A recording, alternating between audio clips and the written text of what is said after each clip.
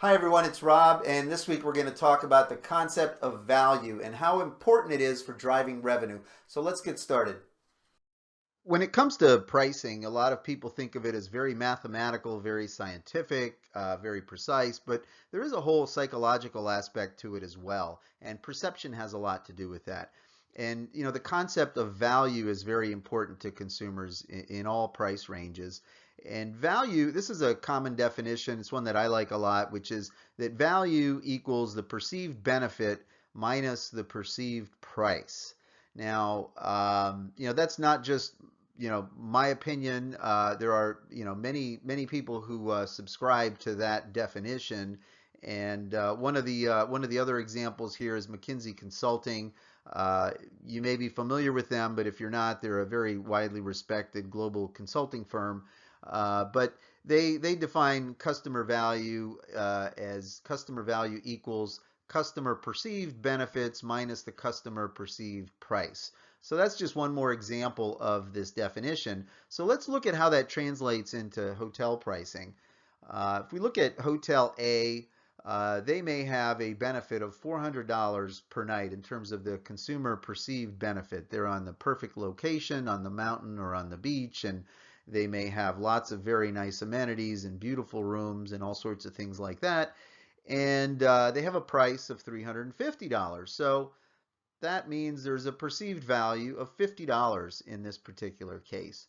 Now, if we look at Hotel B, they have a perceived benefit of $300. Maybe the rooms aren't quite as nice, or the location's not quite as perfect, or there's a few amenities that they don't have, and so they're $300 a night in terms of benefit, but the price is actually $200 per night. So the perceived value here is $100. Now, this is kind of fuzzy math. A lot of consumers are kind of doing this in their head psychologically. They're not taking out the calculator and doing this, but there is a perception of value that's going on all the time among consumers that are shopping and shopping around. So if somebody does not care about price and they're fully committed to always stay at the same place all the time, no matter what, and they're not shopping around, then this does not really apply to them, right? They're not available for acquisition, so to speak. But for anybody that's really shopping around and looking for value, this is kind of the sort of rough calculation that's going on in their mind. And as I mentioned too, value is not something that just matters at the low end, right? Even at the very high price end, people are looking, if they're spending $800 a night, they still want to get the best hotel they can for that price. And they don't want, a hotel for $600 to be better than what they paid $800 for, right? So value is an important concept at any point in the price range. So let's look at this from a more analytical standpoint, right? If we have two hotels here, Hotel A and Hotel B, and let's say that Hotel A has a base rack rate of $250, but they're discounted by $50. So the final price is $200 a night. Hotel B has a base price of $200, but they don't like to ever promote or ever discount.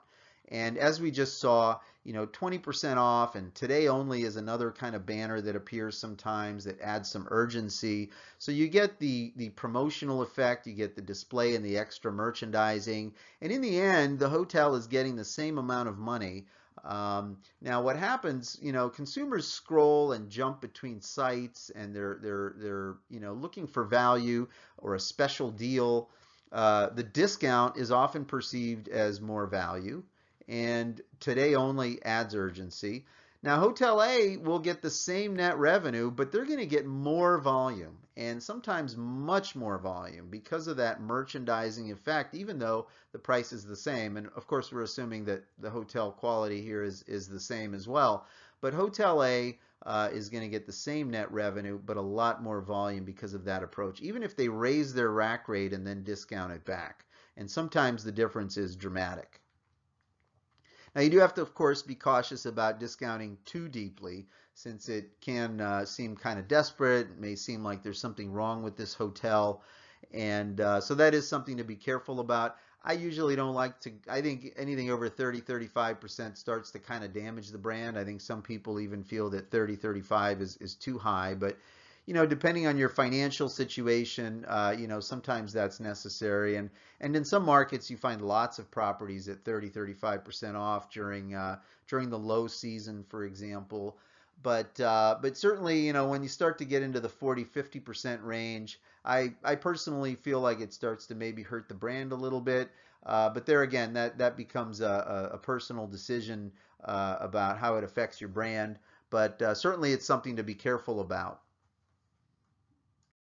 So I know that was a little conceptual, but hopefully it got you thinking about how important value is for really driving revenue and booking volume online. Now in OTAs and comparison markets, it becomes even more important, right? There's a lot of different hotels, there's a lot of features, and consumers are really there to comparison shop and really look for value. So next week we'll look specifically at OTAs and how to portray and communicate more value for your hotel so that you can get more than your share of volume and bookings in those channels. So I'll see you next week. Thanks a lot.